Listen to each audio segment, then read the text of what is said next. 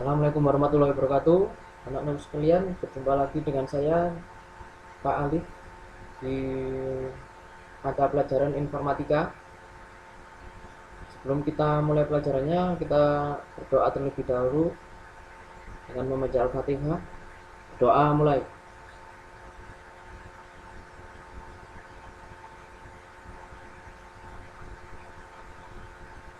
Doa selesai. Anak-anakku sekalian, semoga dalam kondisi baik-baik saja, tidak ada kurangnya satu apapun juga. Salawat serta salam kita limpahkan ke junjungan kita Nabi besar Shallallahu Alaihi Wasallam.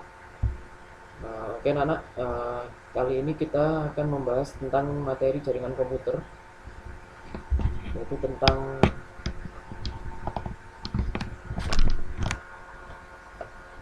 sejarah, jenis arsitektur, topologi dan media transmisinya. Oke, langsung saja. Apa itu jaringan komputer? Jaringan komputer adalah dua atau lebih komputer yang terhubung satu sama lain, digunakan untuk berbagi data dan membentuk suatu sistem jaringan. Komputer dibangun dengan kombinasi hardware dan software.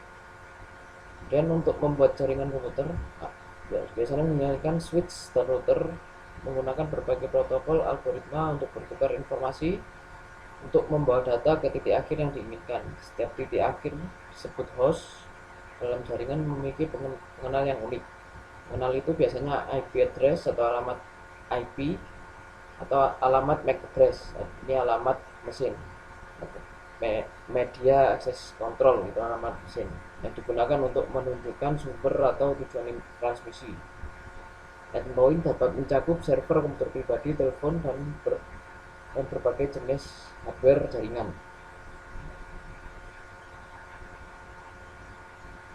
Nah, seperti ini gabungan dari satu atau dua komputer atau lebih yang saling terhubung.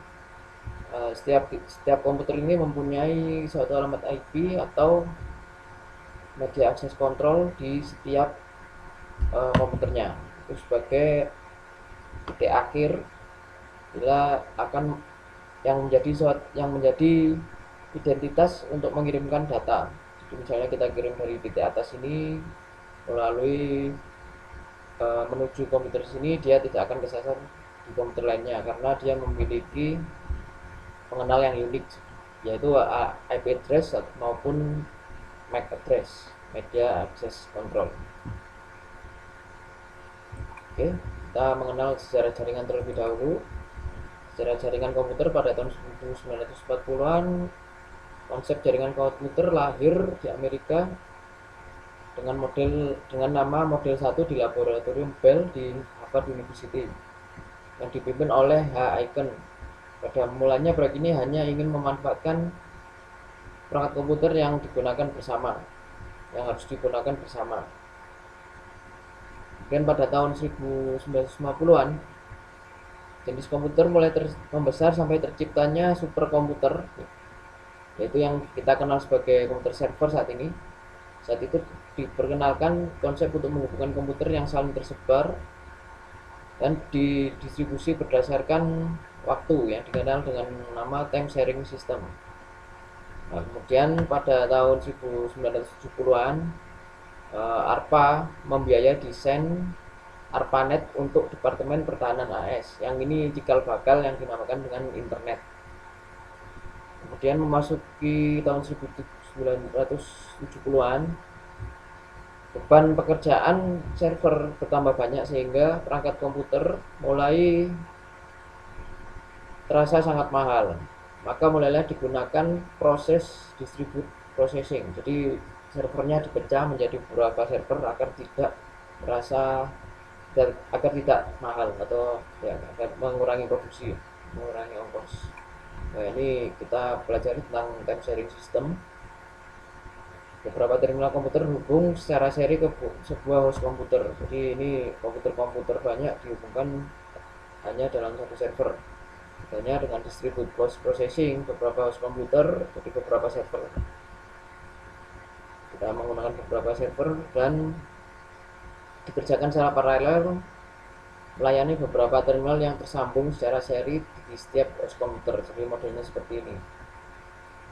Ada satu server utama, terus kemudian ada server server anakan atau ini indukan ini anakan, di pekerjaannya tidak berat. Itu sejarah dari jaringan komputer. Kemudian kita mengenal jenis jaringan komputer. Ya, ini yang perlu kita ketahui. Ini ada PAN, LAN, MAN, WAN, internet dan intranet dan internet. Jadi kita masuk dulu ke PAN atau Personal Area Network.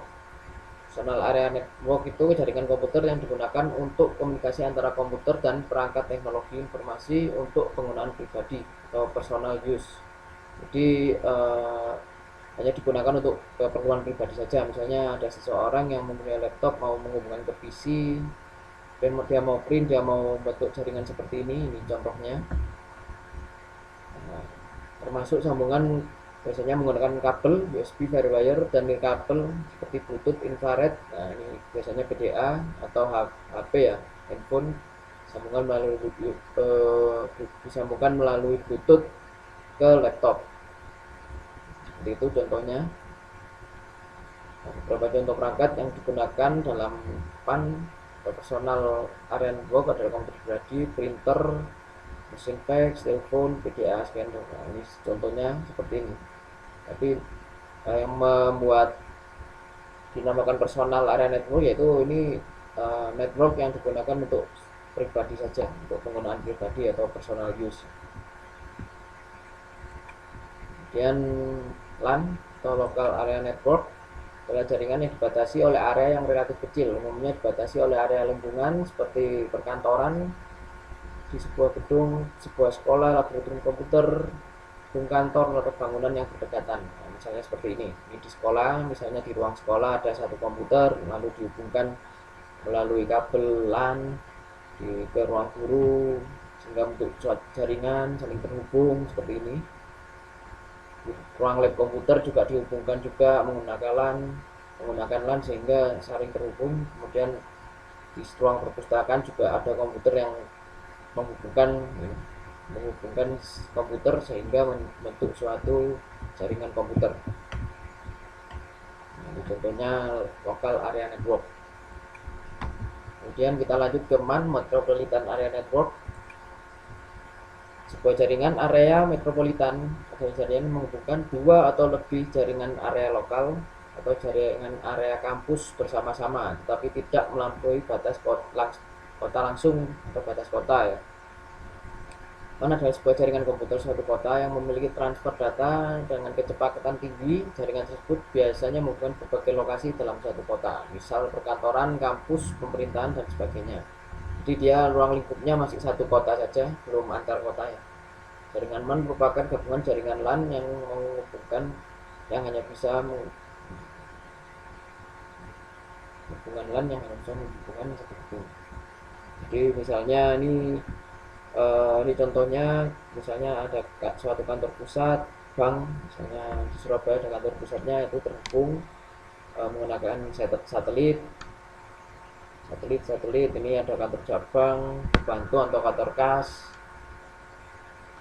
kemudian ada kantor cabang lagi. Ini masih dalam area satu kota, ini disebut dengan Metropolitan Area Network atau MAN.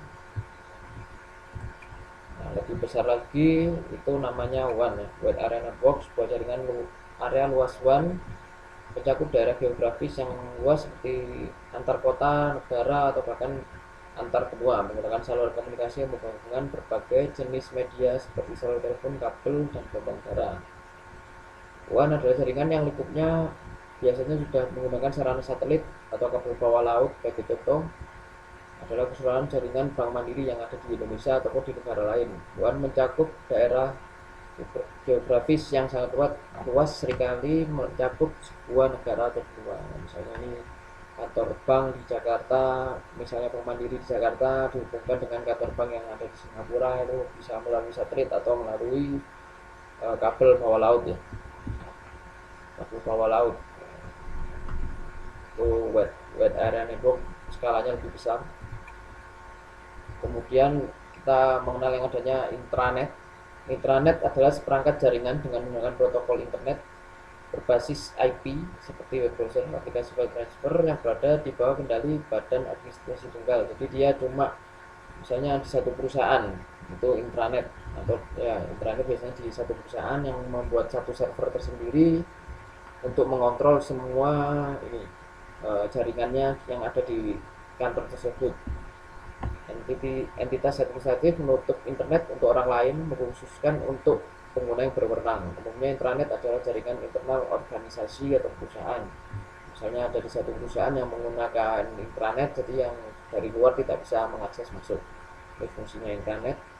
Sebuah internet yang besar biasanya memiliki minimal satu server web untuk menyediakan pengguna dengan informasi organisasi. Jadi ini ada paling minimal satu server khusus yang menampung seluruh karyawan perusahaan atau semua yang ada di dalam perusahaan, sehingga masyarakat umum tidak bisa masuk ke server ini, dan dia menggunakan protokol-protokol tertentu agar dia tidak, informasi yang ada di perusahaan tidak keluar.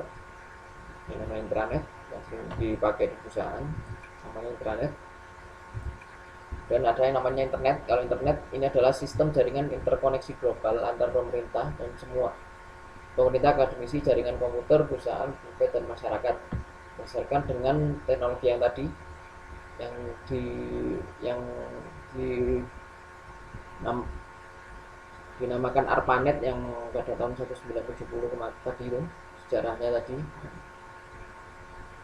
dikembangkan oleh DARPA milik Departemen Pertahanan Amerika Serikat yang sekarang kita kenal dengan internet. ARPANET ini artikel bakalnya internet.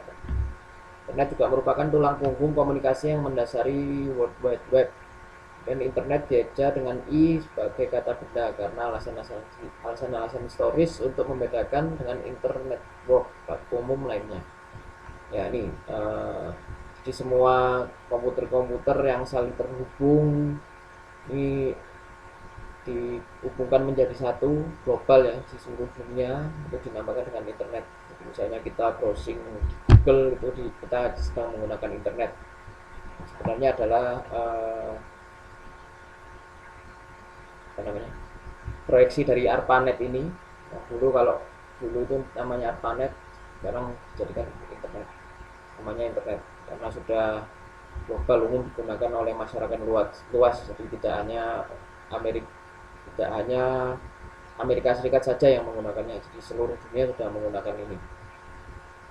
Bedanya tadi, kalau intranet ada satu server khusus untuk suatu perusahaan, tapi kalau internet ini jadi global, servernya untuk seluruh dunia, jadi semua saling terhubung dengan internet. Jadi itu jenis jaringan komputer. Kemudian kita masuk ke arsitektur dan topologi jaringan komputer. Pada arsitektur itu kita ada yang namanya peer-to-peer, client server, terus kemudian topologi ada bus, ring, star, mesh, dan tree. Kita bahas satu-satu. Untuk arsitektur itu ada yang dinamakan client dan server model, struktur yang membagi tugas atau beban kerja antara penyedia layanan, server, dan pemohon layanan klien. Klien dan server berkomunikasi melalui jaringan komputer pada paket kelas yang terpisah, namun dapat berada pada sistem yang sama. Dan mesin server adalah host yang menjalankan satu atau lebih program server yang berbagi sumber daya dengan klien. Contohnya ini file server, mail server, terus database server, print server, web server. Nah, biasanya kita masuk ke misalnya web Facebook kan servernya dia menggunakan model itu client server. Jadi ada satu server yang melayani beberapa klien. Jadi misalnya kliennya butuh data A, dia minta dulu ke servernya, nanti kalau oke baru dikirimi datanya.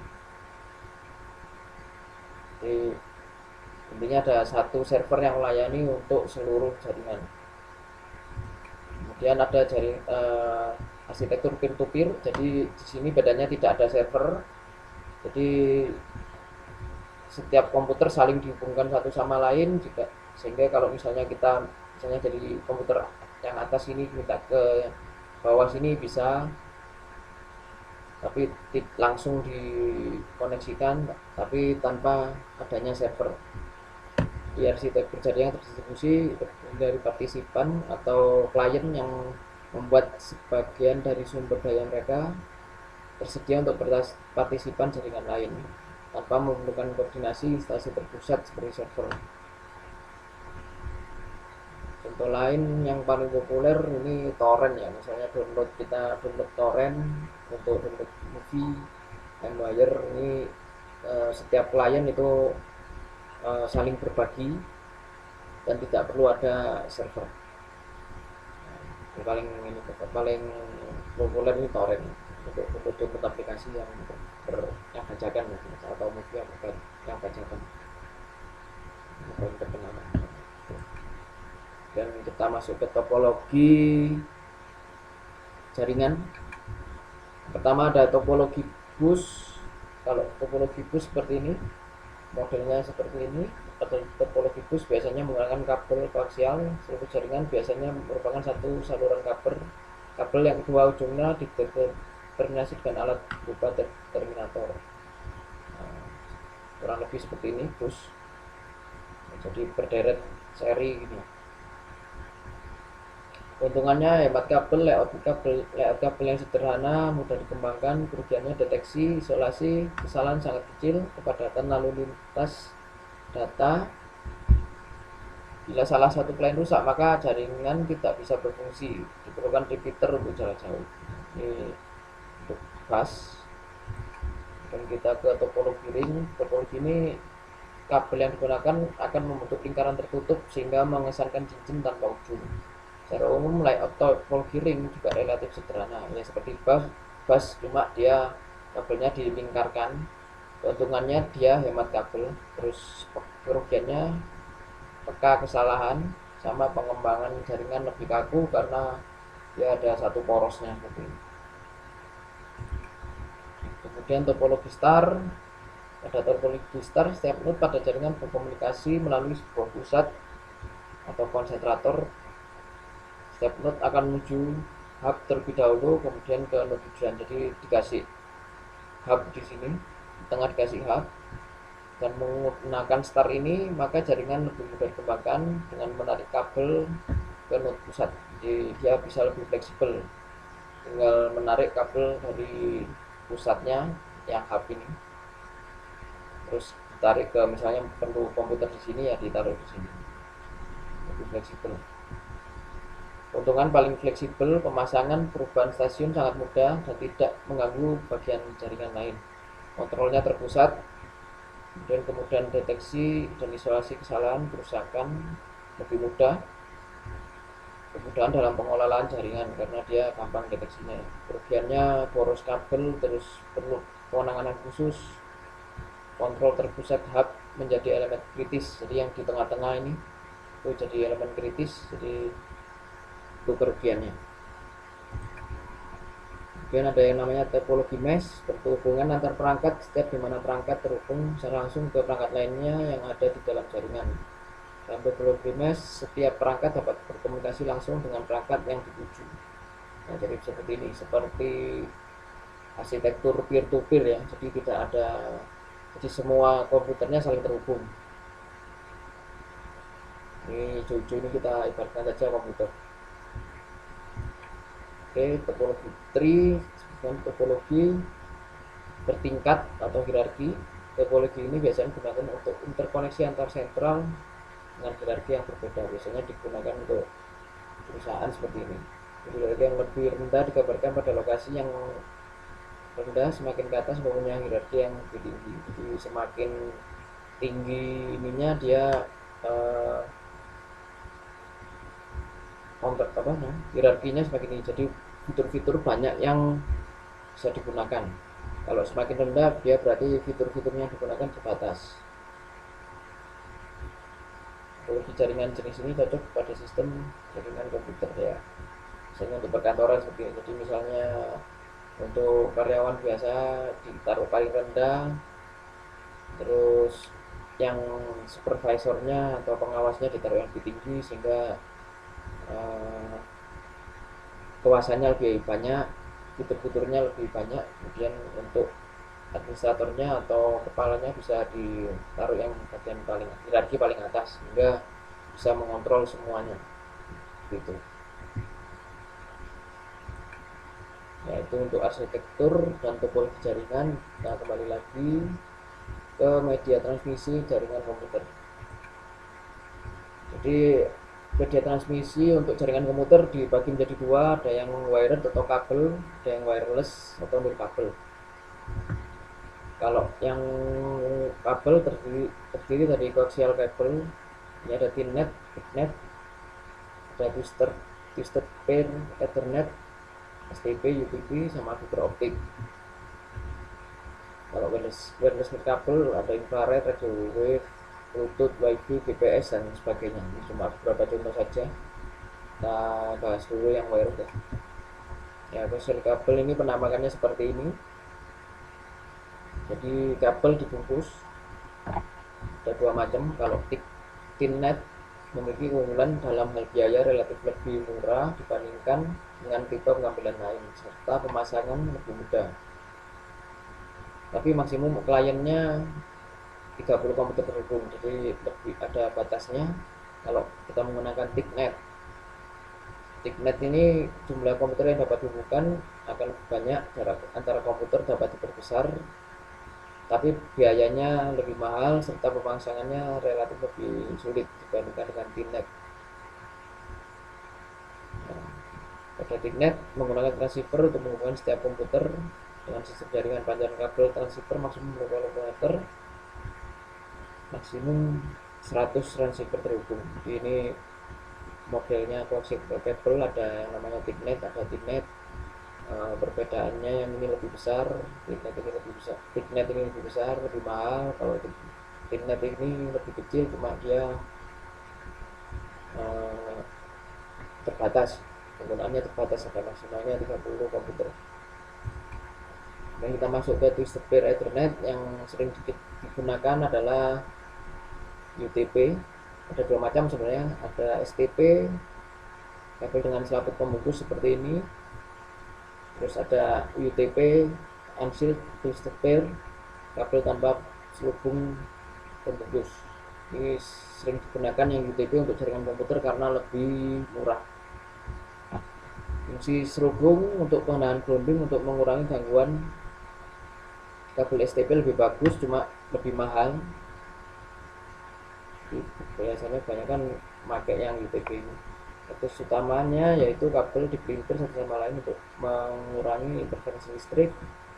Dapat terdiri atas 2 atau 4 lebih pasang kabel, dapat melewatkan sampai 10 Mbps. Jadi kalau kita menggunakan itu maksimalnya 10 Mbps. Koneksi menggunakan RJ11 untuk telepon, RJ45 ini untuk komputer LAN, yang kita disebut LAN itu untuk internet.